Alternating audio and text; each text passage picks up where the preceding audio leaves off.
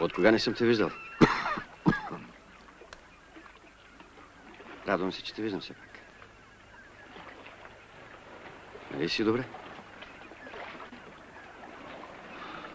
Слушай, Костев, знаеш ли, че на времето хванах Балкана, за да мъстя за брата си? Един го беше предал. Оставях му въже да се обеси. А на тебе и въже няма да оставя. Защото за да се обеси човек, трябва да има поне капка съвест. А мисля, че ничего от тебе няма и капка. Ти не си прав. Ти не знаеш как. Не знаеш какво се случи. Той идва при мене.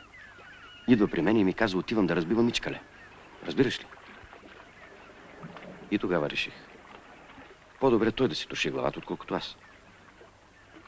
Разбира се, не знаех, че Турчев направо ще го трепе. Това не го знаех. Не го знаех това. Той вместо да се гледа голия тумбак, тръгна да събаря Ичкале, за другите да мре.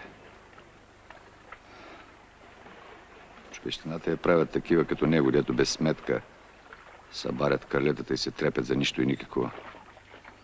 Те са малко, малцина са, Костев, но те са дето правят света свят. Серсемете като моя побратим. Барем да ми беше казал къде му е гроба.